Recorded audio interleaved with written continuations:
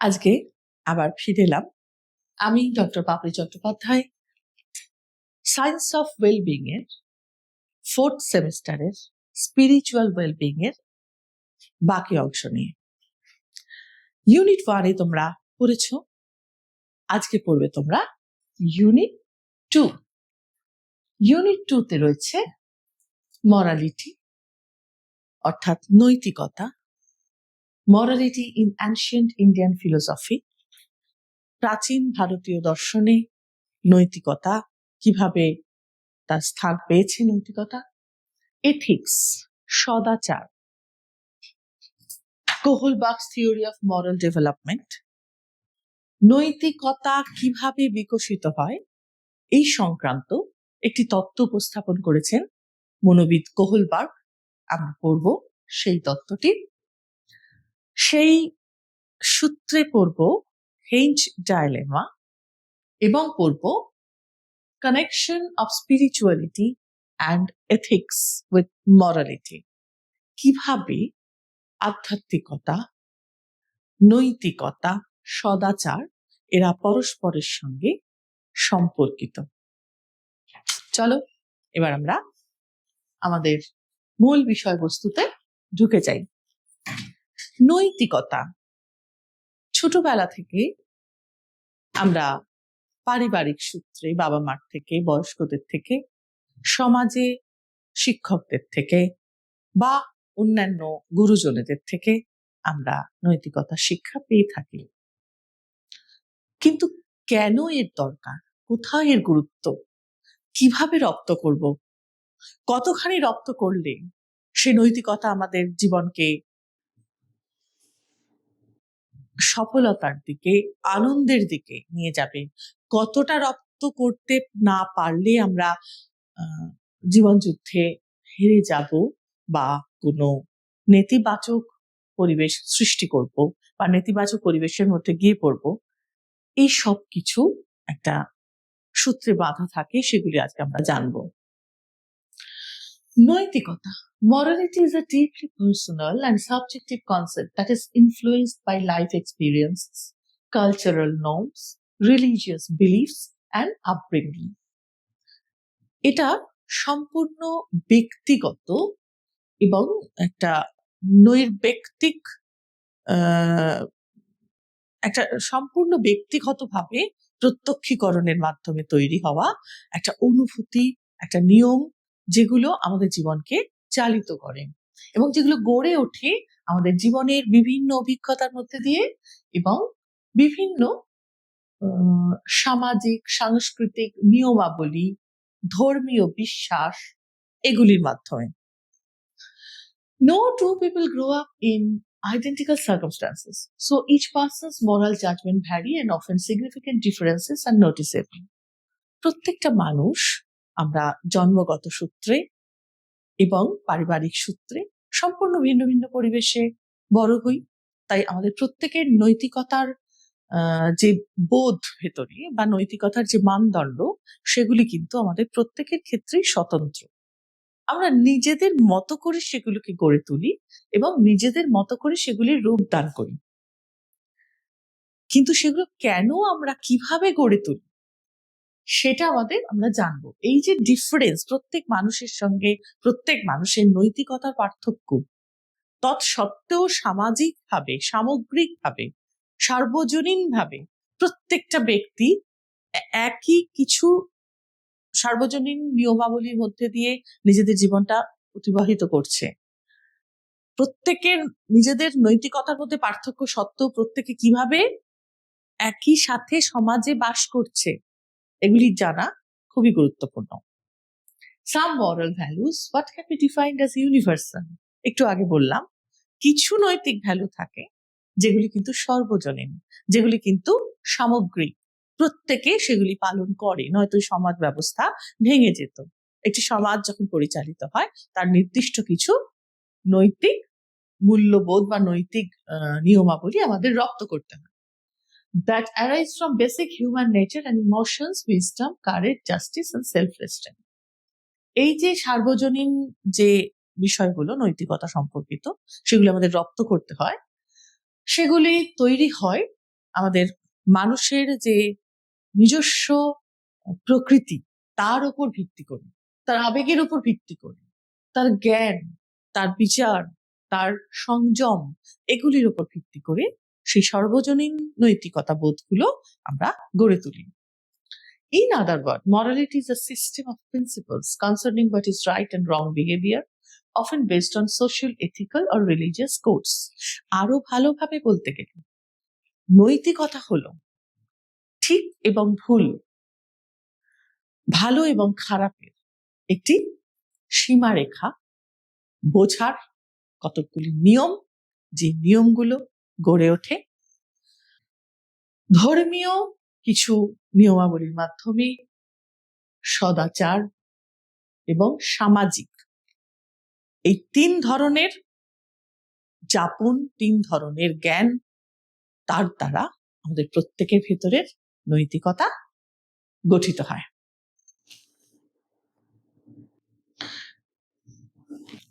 দেখো, এখানে নৈতিকতা সম্পর্কিত আমরা 3টে পিকচার দিয়েছি, ইমেজ। নৈতিকতার একটা সিম্বলিক ইমেজ হচ্ছে এটা, অর্থাৎ রাইট এবং রং সম্পর্কে আমাদের তুল্যমূল্য দৃষ্টিভঙ্গি থাকা দরকার। কোনটা রাইট, কোনটা রং, এই সম্পর্কিত দৃষ্টিভঙ্গিটিও যেন আমাদের পরিচ্ছন্ন হয়, স্পষ্ট হয় এবং ইম্পার্শিয়াল হয়, নৈর্ব্যক্তিক হয়। About morals, I know only that what is moral is what you feel good after, and what is immoral is what you feel bad after. Ernest Hemingway।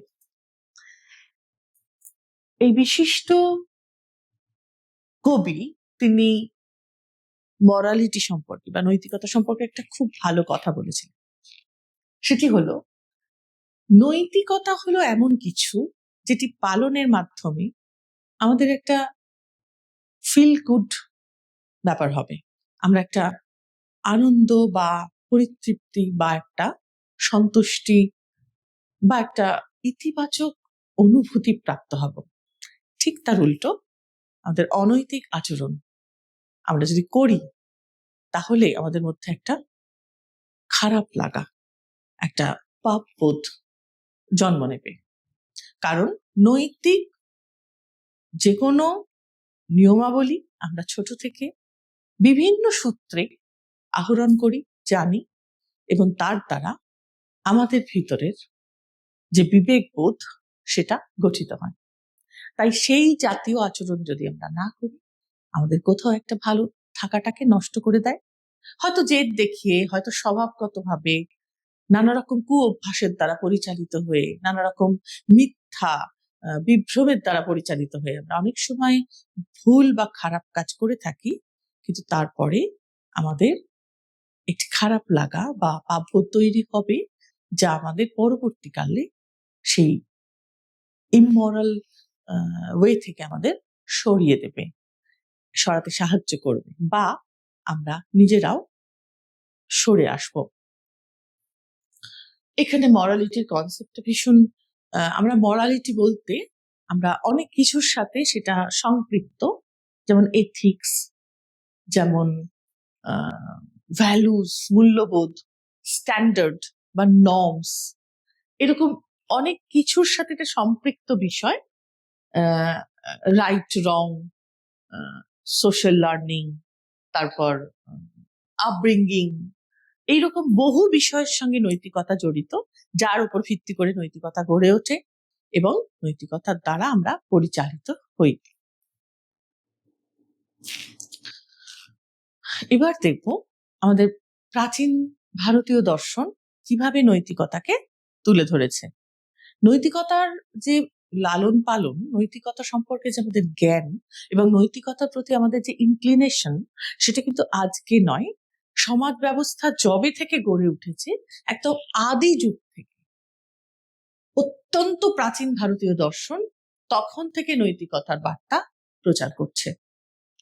এবং প্রাচীন ভারতীয় দর্শনে যে সমস্ত গ্রন্থগুলো আমরা পেয়ে থাকি আমাদের প্রাচ্যের বা প্রাচীন ভারতীয় দর্শনে, যে গ্রন্থগুলো আমরা মূল গ্রন্থগুলো পেয়ে থাকি, সেই গ্রন্থের মধ্যে আমরা বারবার ফিরে এসেছে নৈতিকতার যাপন বা নীতিগত আচরণ পালন করার প্রতি একটা ক্রমাগত চাপ, যেটা পালনের মাধ্যমে আমাদের সমাজ সুব্যবস্থা সুপরিশীলিতভাবে চালিত হবে। Morality in ancient India centered on dharma. ধর্ম ওপর জোর দেওয়া ছিল অহিংসা, জোর দেওয়া হয়েছিল সেলফ কন্ট্রোল, কিছু স্ক্রিপচার্স। মূলত প্রাচীন দর্শনে আমরা এই কতগুলো জিনিসের মধ্যে দিয়ে নৈতিকতাকে খুঁজে পেয়েছি, সেটা তোমাদের আমি জিস্টের মাধ্যমে দিয়েছি। ধর্ম, অহিংসা পালন, সেলফ কন্ট্রোল, আত্মসংযম, আত্মনিয়ন্ত্রণ, এর গুরুত্ব অপরিসীম।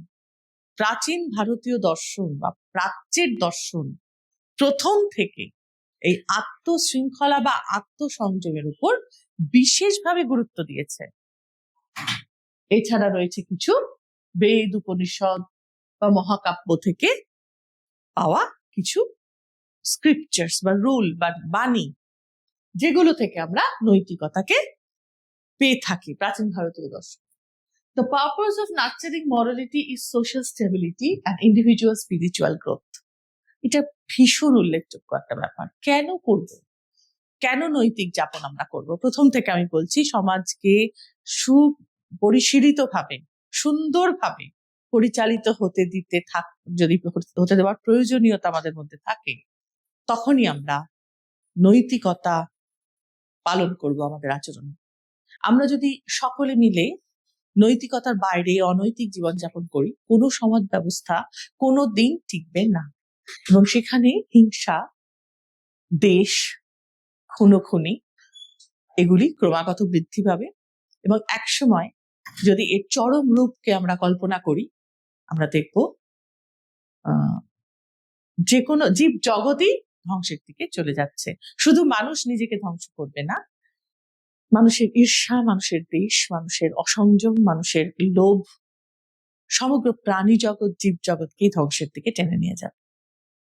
তাই নৈতিকতা গুরুত্ব অপরিসীম, শুধুমাত্র সমাজ ব্যবস্থার জন্য নয়, তার সাথে পার্সোনাল গ্রোথ, আমাদের নিজেদের ভালো থাকা, আত্মোন্নতির জন্য মরালিটি বা নৈতিকতার অসম্ভব মূল্য রয়েছে, যা আজকের দিনে দাঁড়িয়ে আমাদের অনুশীলনে জোর দিতেই হবে।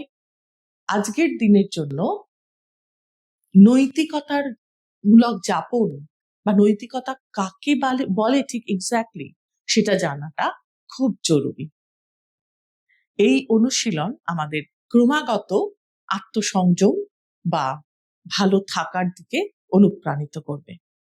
যে ভালো থাকার প্রতি আমাদের সঠিক দৃষ্টিভঙ্গিটা গড়ে ওঠে না, বিশেষত অ্যাডোলেসেন্ট এজে নানা রকমের আকর্ষণ, নানা রকমের বিভ্রান্তি চারপাশে ছড়িয়ে থাকে, সেই মিথ্যে মায়া বিভ্রান্তির ভিতর থেকে সত্যকে, জীবনের সত্যকে যদি জানতে হয়, মরালিটি অর্থাৎ নৈতিকতার যাপন অত্যন্ত গুরুত্বপূর্ণ। It emphasized universal principles like honesty, compassion, alongside duties specific to one's caste and life stage. All those shape a system where right action led to well-being or liberation. কিছু ইউনিভার্সাল প্রিন্সিপালের কথা বলেছে নৈতিকতা, অর্থাৎ সর্বময় কিছু ধর্ম, যা সার্বজনীন ধর্ম, যা সকলের পালনযোগ্য। এখানে নারী পুরুষ নির্বিশেষে পালন করবে, এখানে গরিব লোক বড় লোক নির্বিশেষে পালন করবে। সমাজে প্রত্যেক স্তরের মানুষ, প্রত্যেক বয়সের মানুষ, প্রত্যেক লিঙ্গের মানুষ একইভাবে পালন করবে, এবং সেই যাপনটা প্রত্যেকের ক্ষেত্রে সমান গুরুত্বপূর্ণ। যেমন সততা, সততা একজন নারীর জন্যই প্রযোজ্য নয়, পুরুষের জন্য। সততা একজন বৃদ্ধের জন্য প্রযোজ্য নয়, শিশুর জন্য। সততা একজন তোমার স্নেহ, ভালোবাসা এগুলি শুধুমাত্র আহ, আমাদের ছোটদের জন্য নয়, সকলের জন্য কম্প্যাশন জরুরি। কিছু হচ্ছে ইউনিভার্সাল প্রিন্সিপাল, কিছু হচ্ছে ডিউটি। এই ডিউটির সঙ্গে মরালিটি ভীষণভাবে জড়িত, কর্তব্য। একটু ভেবে দেখো, ছোটবেলা থেকে শেখানো হয় এই সমাজের প্রতি আমাদের কি কর্তব্য, কি করা উচিত। পরিবেশ রক্ষা করার জন্য আমাদের এগিয়ে যাওয়া উচিত। কোনোভাবে এই ডিউটিসটাই নৈতিকতা হিসেবে আমাদের মনের মধ্যে গেঁথে যায়নি কি? বড়দের সম্মান করা উচিত। এটা not only duty, it's related with morality at all. তাহলে মরালিটি কিছু ইউনিভার্সাল প্রিন্সিপালস, কিছু ডিউটিস, এগুলোর উপর জোর দেয়। আচ্ছা, এখানে ওয়াজ কাস্ট, বর্ণ, এই বর্ণটা কিন্তু এখানে জাতিভেদ নয়। এই সূত্রে বলে রাখি, প্রাচীনকালে যখন বর্ণ সৃষ্টি হয়েছে, 4টে বর্ণ, ব্রাহ্মণ, বৈশ্য, শূদ্র, এইভাবে 4টে যে বর্ণ এসেছে, এই 4টে বর্ণ কিন্তু 4 রকম কাজের উপর ভিত্তি করে গড়ে উঠেছে। এখানে কোন রকম ব্রাহ্মণ্যবাদ বা বৈশ্যবাদ বা কায়স্থবাদ এগুলো কিন্তু কিছু নেই। এখানে কাজ, যে পড়াশোনা ভালোবাসে, একাডেমিক লাইনটা যে ওই সময় যার মন বেশি থাকতো, বা যার জ্ঞান চর্চা, যার খুব ইনক্লিনেশন থাকতো সেদিকে, সে ব্রাহ্মণ্য মানে ব্রাহ্মণ বর্ণে হতো। তার ছেলে সে ব্রাহ্মণ বর্ণ নাও হতে পারত, সে হয়তো দেখা গেছে সে ব্যবসা বাণিজ্যের দিকে তার মন, তখন সে বৈশ্য বর্ণের হিসেবে নিযুক্ত থাকত। এটা অ্যাকচুয়ালি সেভাবে জাতপাত ওইভাবে তখন ছিল না। এটা প্রথম থেকে বর্ণ বিভক্ত হতো কাজের ভিত্তিতে। এবং যেহেতু জ্ঞান চর্চা যাদের আসতো, যারা ভালোবাসতো, যারা তাতে ব্যুৎপত্তি অর্জন করত, সেহেতু এই ব্রাহ্মণ বর্ণকে সবার উপরেই জায়গা দেওয়ার রীতি থাকতো। জ্ঞানকে প্রাচীন ভারতবর্ষ, প্রাচীন সভ্যতায় প্রথম থেকেই সকলের উপরেই স্থান দেওয়া হয়েছে। যে কারণে পড়াশোনার জন্য ছোটবেলা থেকে আমরা এত গুরুত্ব পাই, বড়দের থেকে জানতে পারি, বুঝতে পারি যে পড়াশোনাটা কতটা জরুরি, এবং না করতে পারলে সেখানে একটা খারাপ লাগা, একটা হেরে যাওয়ার ব্যাপার থেকে যায়। অ্যান্ড লাইফ স্টেজ, আশ্রম, জীবনের বিভিন্ন, প্রত্যেকটা মানুষের একাধিক জীবনের ভাগ থাকবে, সেই ভাগ অনুযায়ী তার কাজ থাকবে। প্রথমে থাকবে সে পড়াশোনা করবে গুরুকুলে, তারপরে সে সাংসারিক জীবন, তারপর তার প্রৌঢ় জীবন, তারপর তার বানপ্রস্থ সন্ন্যাস জীবন, এইভাবে আশ্রমের ভাগ। তো এগুলির সঙ্গে কিন্তু মরালিটি তখনকার দিনে জোর দিত। আমি কিন্তু পড়ছি প্রাচীন ভারতীয় দর্শন অনুযায়ী নৈতিকতার গুরুত্ব। The key concepts included the fundamental principle of cosmic order, cosmic law, and virtues like contentment, forgiveness, truthfulness, taught through education and reinforced by texts like the Manusmriti.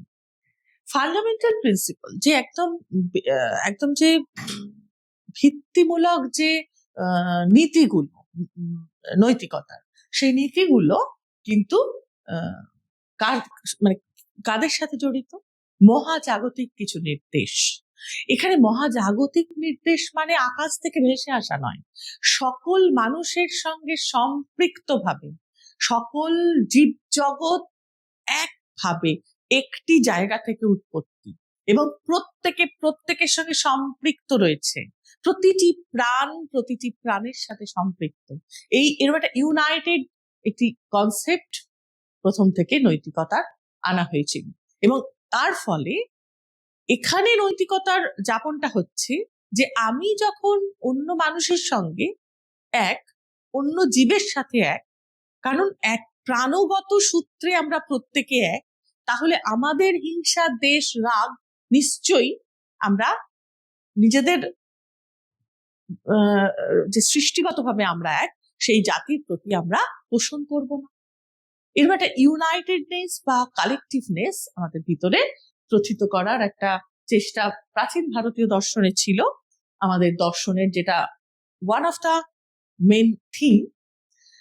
এবং কিছু ধর্ম পালন, কিছু ধর্ম আমাদের চরিত্রের মধ্যে পালনের নির্দেশ দেওয়া রয়েছে বা প্রাচীন ভারতীয় দর্শনে, যেমন কন্টেনমেন্ট, ফরগিভনেস, ট্রুথফুলনেস, সত্যবাদিতা, ক্ষমা প্রভৃতি।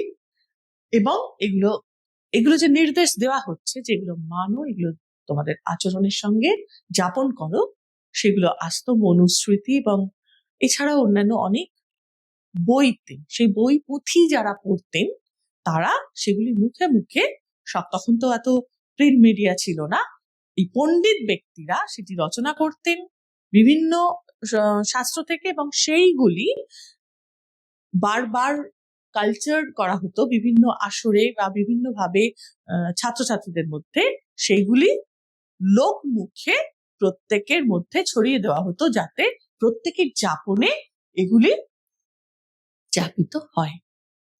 এটা হলো প্রাচীন ভারতীয় দর্শনে মরালিটি। এরপর চলে আসি একই রকম আরেকটি কথা, যাকে আমরা আজকে স্পষ্টভাবে জানবো, যে এথিক্স আর মরালিটি পার্থক্যটা কোথায়। দুটোকেই আমরা নৈতিক হিসেবে বা নৈতিকতা হিসেবে পালন করে থাকি, এবং দুটোই আমরা, দুটো বলতেই আমরা রাইট রঙের একটা হিসেব, ভুল ঠিকের একটা হিসেব ঠিকানা খুঁজে পাওয়ার মতো করে পাই। কিন্তু কেন এথিক্স আর কেন মরালিটি, কোথায় এদের পার্থক্য, সেটা আমরা জানবো। এথিক্স কথাটার সঙ্গে জড়িয়ে রয়েছে এথিক্যাল স্ট্যান্ডার্ড, আর মরালিটি কথার সঙ্গে জড়িয়ে রয়েছে মরালিটি, পার্সন টু পার্সন যা ভ্যারি করে। আর এথিক্যাল স্ট্যান্ডার্ড হচ্ছে, ওটা হচ্ছে একগুচ্ছ নিয়মাবলীর একটা কি বলবো, একটা মানদণ্ড, যেটা সামাজিকভাবে সকলের দ্বারা স্বীকৃত। Ethics are moral principles guiding behavior based on spiritual beliefs, focusing on concepts like compassion, integrity, truth, and interconnectedness to foster personal growth and well-being for oneself and others, transcending specific religion. তাহলে বেশ কিছু নৈতিক ধর্ম, গুচ্ছ নৈতিক ধর্ম নিয়ে তৈরি হয় এথিক্স, যা নির্দেশ করে আচরণের ধারাকে, অবশ্য পালনীয় যে আচরণ আমাদের, সেই আচরণের ধারাকে নির্দেশ করে। আচ্ছা, they serve as an inner moral compass, helping individuals discern actions leading to happiness versus suffering, promoting unity and integrating actions with a sense of universal belonging. Core tenets often include non-harming, honesty, love, and selfless service, guiding choices towards greater harmony and conscious living. এই সমস্ত নিয়মাবলী আমাদের ভিতরের যে moral values গুলো তৈরি হতে সাহায্য করে, আমাদের ভিতর থেকে পরিচালিত করে ভালোর দিকে, নেতিবাচকতাকে সরিয়ে দিয়ে আমরা যাতে আলোর মতো ভালোর দিকে এগোতে পারি, তার জন্য এই এথিক্যাল স্ট্যান্ডার্ড গুলি তৈরি হয়। এবং বিভিন্ন ধর্ম হিসেবে আমাদের পালনের কিছু কোড তারা দিয়েছেন প্রাচীন ভারতীয় দর্শনে, যেমন ইউনিটি, যেমন হ্যাপিনেস, যেমন অনেস্টি, লাভ ইত্যাদি, সেগুলি পালনের উপর এথিক্যাল স্ট্যান্ডার্ড জোর দেয়।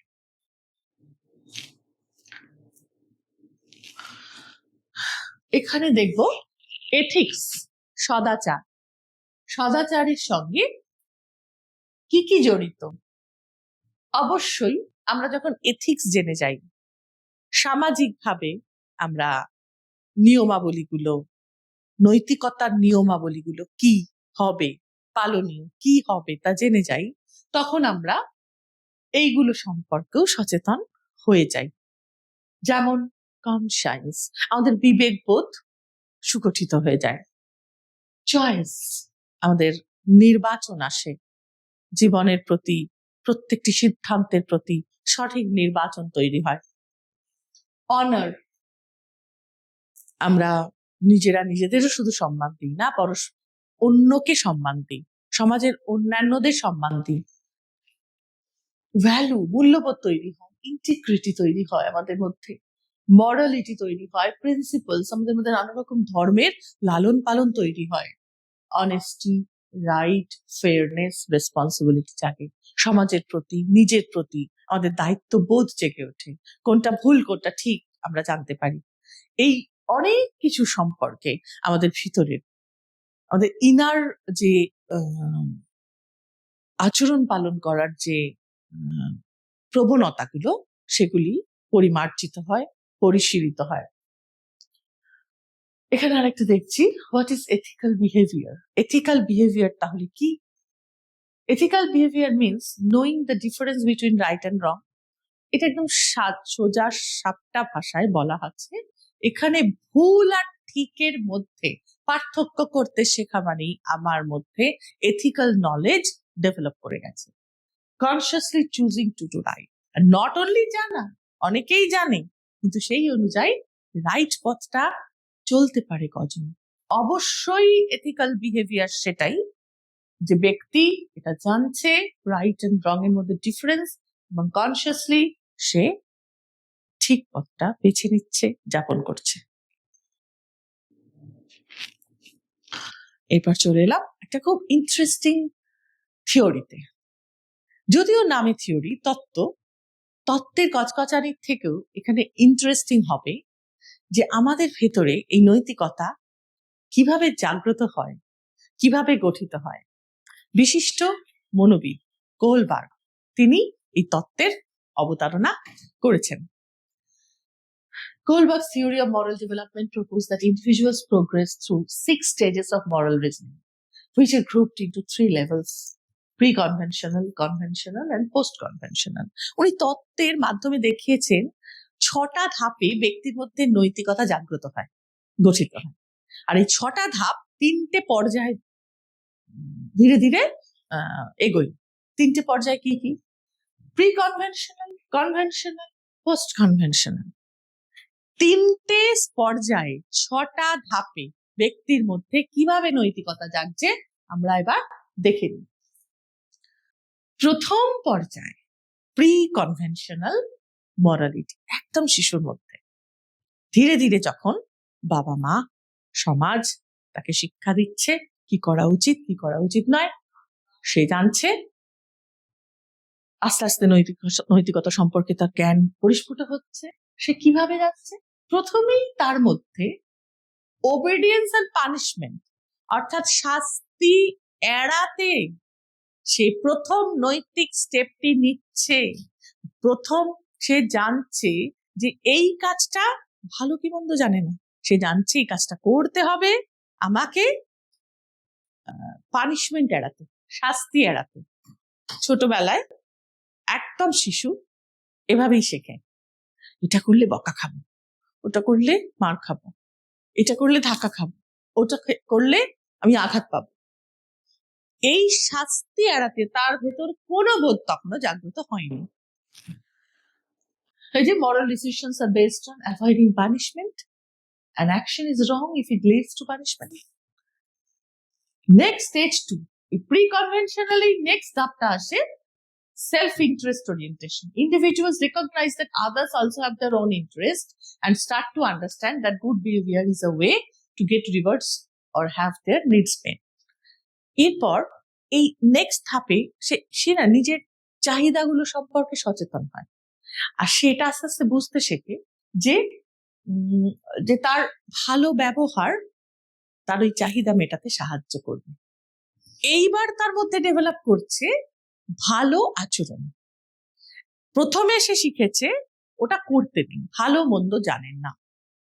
এরপর তার মধ্যে গুড বিহেভিয়ার সম্পর্কে একটা আইডিয়া আসছে এবং রিওয়ার্ডের কনসেপ্টটা তার মধ্যে ঢুকছে, যে একটা ভালো কিছু করব, শুধু খারাপটা এড়াবো না, পরিবর্তন হিসেবে একটা ভালো কাজ করব যেটা আমাকে এটা এনে দেবে, রিওয়ার্ডটা এনে দেবে, আমাকে পেতে সাহায্য করবে কিছু ফল।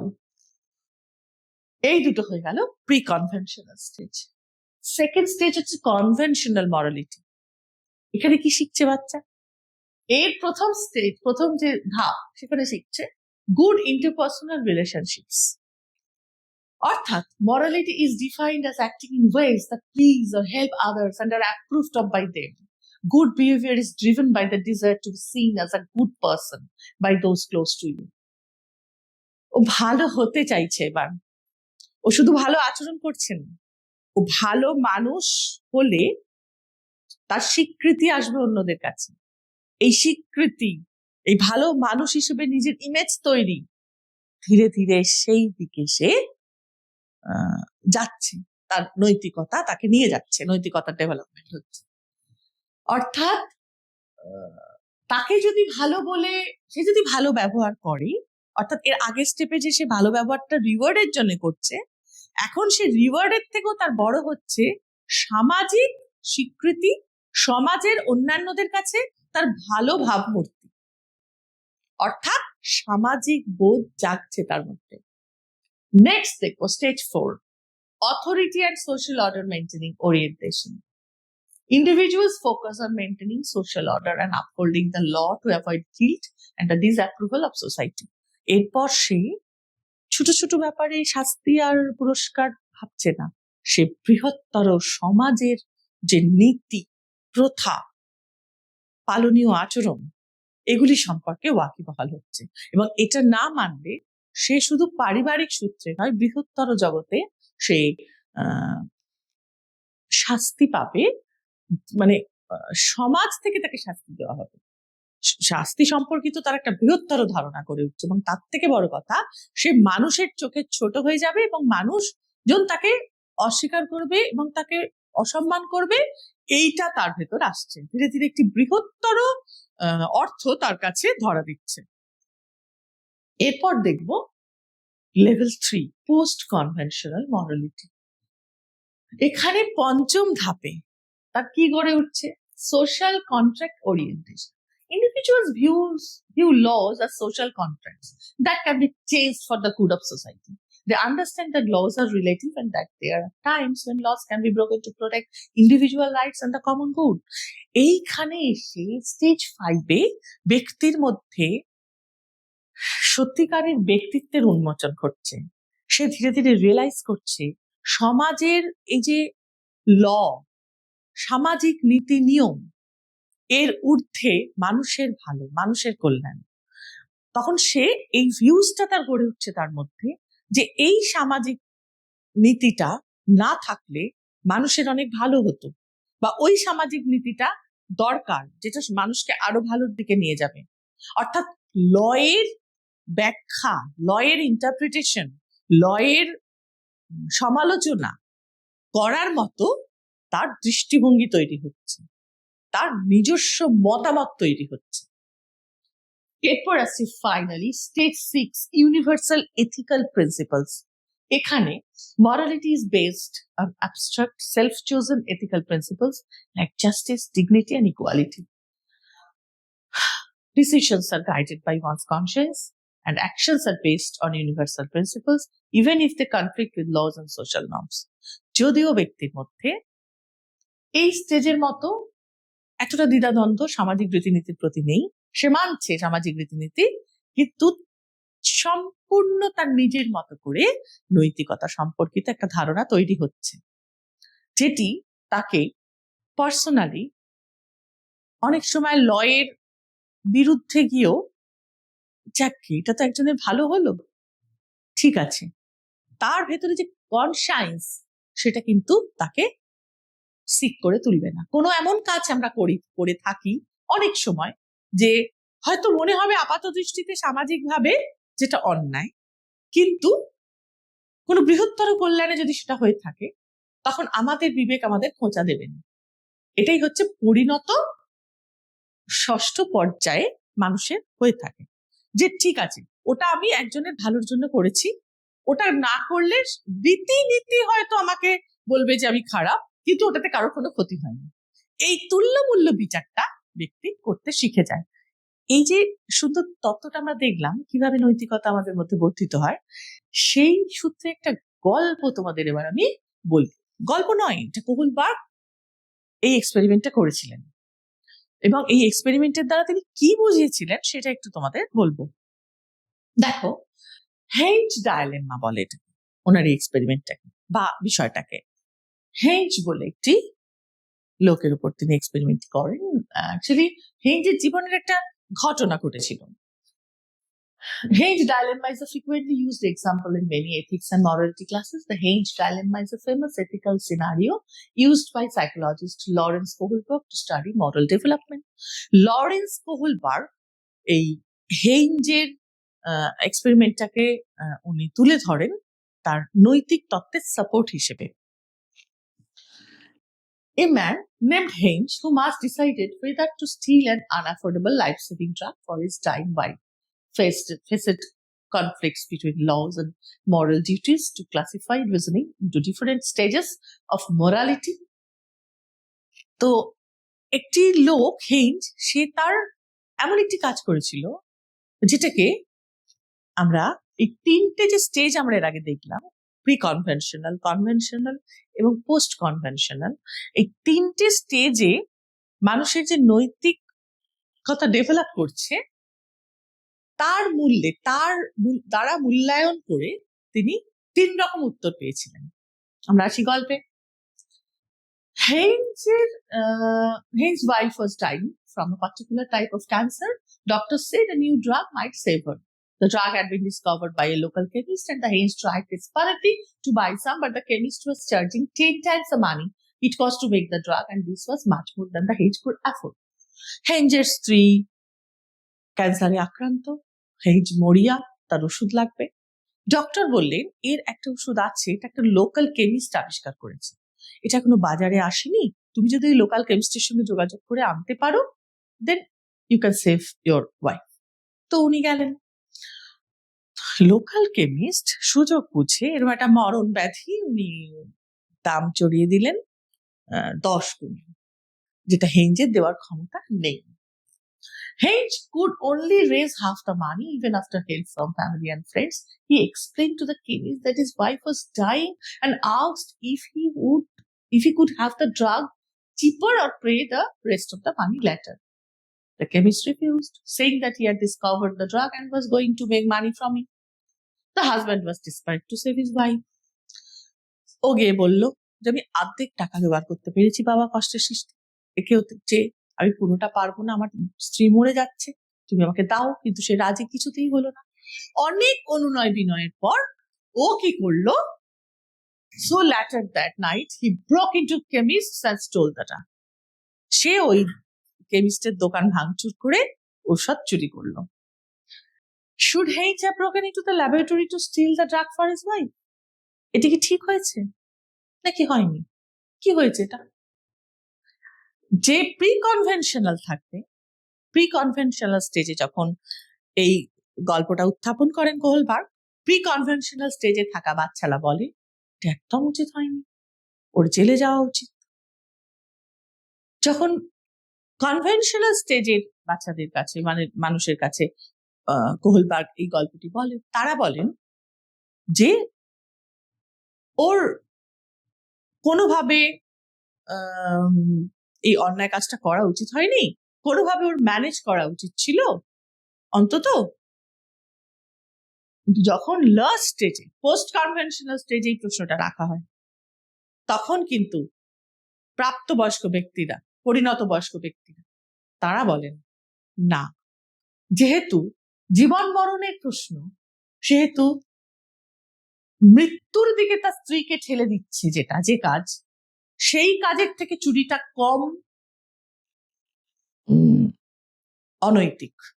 তুল্যমূল্য বিচারে, নৈতিকতার বিচারে এখানে চুরিটার থেকে অনেক বেশি শাস্তি বা অনেক বেশি অনৈতিক কাজ লোকাল কেমিস্ট করছে, সুতরাং এক্ষেত্রে তার সে ক্ষমা পেতে পারে।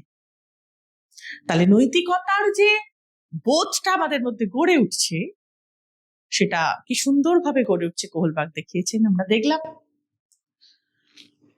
এরপর আমরা খুব সুন্দর একটা জায়গায় চলে এসেছি, যে উদ্দেশ্যে আমরা এতক্ষণ পড়ছিলাম, connection of spirituality and ethics with morality. মানে স্পিরিচুয়ালিটি, এথিক্স, মরালিটি এটা পরস্পরের সঙ্গে কিভাবে জড়িত, কেন পড়ছি আমরা এখানে? Spirituality, ethics and morality are deeply connected with spirituality. often providing the inner drive and purpose. আধ্যাত্মিকতা সব সময় আভ্যন্তরীণ ভাবে ব্যক্তিকে জাগ্রত রাখে, তার অস্তিত্ব, তার জীবনের উদ্দেশ্য সম্পর্কে ওয়াকিবহাল রাখে, যেটা এই যে spirituality, the help of spirituality, ethics nourished হয়। অর্থাৎ এইগুলো ঠিক থাকলে তখন এথিক্স মানে প্রিন্সিপালস, কোড, এইগুলো তার মধ্যে তৈরি হয়। Which in turn guide specific moral behaviours, যেগুলো এই এথিক্যাল স্ট্যান্ডার্ড গুলো ঠিক থাকলে ব্যক্তির নিজস্ব নৈতিক আচরণগুলো ঠিক মতো দিক নির্দেশ পায় এবং যাপিত হয় ব্যক্তির মধ্যে। তাহলে আমরা দেখলাম কিভাবে এরা পরস্পরের সঙ্গে সম্পৃক্ত।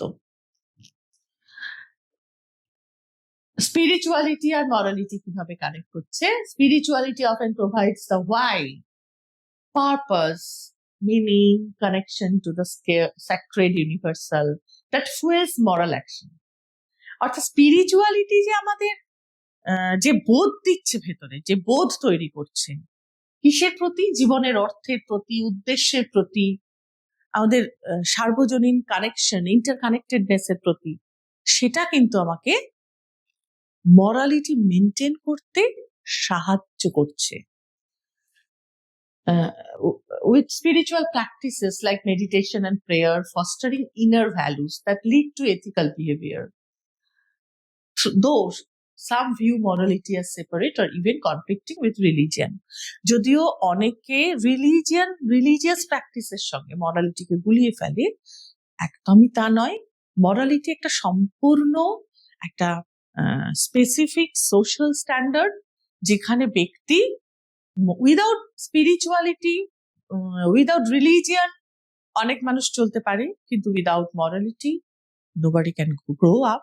তো সে কারণে মরালিটির মূল্য বা মরালিটির কন্ট্রিবিউশন মানুষের জীবনের ক্ষেত্রে অনেক বেশি। এবং স্পিরিচুয়ালিটি আর মরালিটি পরস্পরের সঙ্গে এমন ভাবে সম্পৃক্ত যে স্পিরিচুয়ালিটির দ্বারাই আমাদের মরাল বিহেভিয়ার করার জন্য যে মনের জোর, যে কি বলবো, যে আধ্যাত্মিক শুদ্ধতা আমাদের মরালিটি মেনটেন করার জন্য মনের জোরটুকু যোগান দেয়। স্পিরিচুয়ালিটি না থাকলে তবে কি, যে মানুষ খুব কম স্পিরিচুয়াল সে কি তাহলে মরাল নয়? তা কিন্তু নয়। কিন্তু মরাল যাপনের জন্য যে কঠিন স্ট্রাগলটা আমাদের লাইফে করতে হয়, আজকের দিনে দাঁড়িয়ে অন্তত প্রতি মুহূর্তে যেখানে প্রলোভন, প্রতি মুহূর্তে যেখানে পণ্য শাসিত সমাজে হিংসা, দেশ, বর্বরতা, নগ্নতা, এগুলির প্রতি আমাদের আকর্ষণ, এগুলির থেকে আমাদের আত্মসংযমকে নিয়ন্ত্রণ, এই এত কিছু আমরা মরালিটি মেনটেন করি কিন্তু খুব কষ্ট করে। যদি স্পিরিচুয়ালিটির যদি আমরা কনসিয়াস প্র্যাকটিস করি, তাহলে কিন্তু আমাদের খুব জোর করে কষ্ট করে মরালিটি মেনটেন করতে হবে না। That helps to maintain morality in our behaviour. Spirituality versus morality একটু দেখনি। স্পিরিচুয়াল মরাল নার্চার কারা কারা বা কিভাবে হয়, আমাদের যে স্পিরিচুয়ালিটি মরালিটি নার্চারেন্সটা হয় ভেতরে, এটা বিভিন্ন অ্যাসপেক্ট থেকে হয়। টিচারদের দ্বারা, ট্রু টিচার্সরা কিন্তু হেল্প করি, যারা আমরাও পেয়েছি আমাদের শিক্ষক শিক্ষিকাদের কাছ থেকে, তোমরাও পাও। ফ্যামিলি অ্যান্ড এনভায়রনমেন্ট, অবশ্যই আমাদের পরিবার থেকে শিক্ষা হয়। ন্যাশনাল ক্যারেক্টার, যে আমাদের মহৎ মনীষীরা আমাদের বইতে পড়ি, আমরা যাপন করি তাদের জন্মদিন, তাদের কাজের কীর্তি স্থাপন করা দিনগুলি, সেগুলির মাধ্যমে আমরা নৈতিকতার দ্বারা অনুপ্রাণিত হই, তাদের বাণী পড়ে, তাদের বই পড়ে, বায়োগ্রাফি পড়ে। ন্যাশনাল ট্র্যাডিশনস, জাতীয় রুলগুলো, জাতীয় ঐতিহ্যের মাধ্যমে আমরা জানতে পারি। এবং স্পিরিচুয়াল সাপোর্ট, এই টোটালের মাধ্যমে আমাদের স্পিরিচুয়াল মরাল নার্চারেন্স হয়। Morality is necessary when spirituality is absent. এটা একজন বলেছেন, তিনি বলেছেন এই কারণেই যে, আমি একটু আগেও যে কথাটা বললাম, স্পিরিচুয়ালিটি সবসময় সকলের মধ্যে খুব স্বাভাবিক জীবনের দ্বারা বপন হয় না, স্পিরিচুয়ালিটি বা আধ্যাত্মিকতার চারাটি, কিন্তু মরালিটি ওটাকে ছাড়া যায় না। মরালিটি ছাড়া আমরা সমাজে অবশ্যই আমরা ভালোভাবে থাকতে পারবো না। Connection of ethics with morality, এটা তো আমি আগেও বলেছি, আবার বলছি, ethics and morality both guide behaviour, but morality is your personal. Morality develop করছে মানে ব্যক্তির নিজস্ব একটা ফর্ম পাচ্ছে নৈতিকতা, ব্যক্তির নিজস্ব বোধ, বুদ্ধি, অভিজ্ঞতা, এগুলির দ্বারা তার নিজের মতো একটা নৈতিকতার সূত্রতা তৈরি হচ্ছে। আর এথিক্স হচ্ছে পুরো সোশ্যাল স্ট্যান্ডার্ড, যেটা সার্বজনীন, যেটা সকলে জানে এবং সকলে সেটা মানবে। এটা হচ্ছে এথিক্যাল স্ট্যান্ডার্ড, এটা একটা সোশ্যাল স্ট্যান্ডার্ড, এটা একটা সামগ্রিক সত্তার দ্বারা জাপিত এটা নীতি। আর এটা ব্যক্তি নীতি, ব্যক্তির যাপন যার দ্বারা হয়। Think of morals as your values and ethics as the rules of the game, of an overlapping but sometimes conflicting as a personal moral belief might clash with professional ethics. অনেক সময় আমাদের মরালিটিকে অনেকে মূল্যবোধ হিসেবে নেয় এবং এথিক্সকে যদি সেই মরালিটি যাপনের ক্রীড়া হিসেবে নেওয়া হয়, ক্রীড়ার নীতি, often overlapping but sometimes conflicting as a personal moral belief might clash with professional ethics. হতেই পারে, একটু আগে আমি বলেছি যে এথিক্যাল স্ট্যান্ডার্ড মানে সোশ্যাল স্ট্যান্ডার্ড, যাকে সমাজ ঠিক করেছে সামাজিক বিধিনিষেধ হিসেবে, আর মরালিটি হচ্ছে ব্যক্তির নিজস্ব অভিজ্ঞতার দ্বারা তৈরি হওয়া নিজস্ব নৈতিকতার রূপটি। তাহলে এই দুটোর মধ্যে কখনো কখনো কনফ্লিক্ট আসে এবং জ্ঞানের দ্বারা, পরামর্শের দ্বারা, সৎ পরামর্শের দ্বারা আমরা সেই কনফ্লিক্ট অবশ্যই দূর করতে পারি। এথিক্স আর মরালিটি যদি আমি একটু রিলেশনটা দেখি, দুটোই রাইট আর রং জাজমেন্ট দেয় আমাদের। মরালিটি হচ্ছে ইন্ডিভিজুয়াল পার্সপেক্টিভ, এথিক্স হচ্ছে সোসাইটাল পার্সপেক্টিভ। এটাই আমি এতক্ষণ বললাম। এথিক্স হচ্ছে সামাজিক একটা সামগ্রিক নিয়মাবলী, আর মরালিটি হচ্ছে নিজের ভেতর গড়ে ওঠা নিজস্ব রকম নৈতিকতার বোধ। এখানেও একটা এথিক্স আর মরালিটির কথা দেওয়া হয়েছে। এখানেও বলছে যে a person's decision to choose right and avoid wrong, এটা ব্যক্তির সিদ্ধান্ত হওয়া উচিত, এভাবে দেওয়া থাকে এথিক্সে। সমাজগতভাবে বলে দেওয়া থাকে এটা ন্যায়, ওটা অন্যায়, হওয়া উচিত। আর এটা হচ্ছে the study of a person's moral choices of right and wrong. এখানে হচ্ছে ব্যক্তির নিজস্ব নির্বাচনটি, যা কিছু উচিত তাই সর্বদা নির্বাচন নাও হতে পারে, তার সপক্ষে যুক্তি থাকা উচিত, একটা যুক্তিপূর্ণ মানুষ হিসেবে সেটা থাকে। ঠিক আছে, আজকে তোমাদের এই সেকেন্ড ইউনিট পড়ালাম, এরপর আসবো পরপর বাকি স্পিরিচুয়াল ওয়েলবিং এর থার্ড আর ফোর্থ ইউনিট নিয়ে। তোমরা আশা করি ভালোভাবে বুঝেছো। নৈতিকতার যাপনের দ্বারা তোমাদের জীবন উজ্জ্বল হোক, সফল হোক, আমরা গর্বিত হই তোমাদের নিয়ে।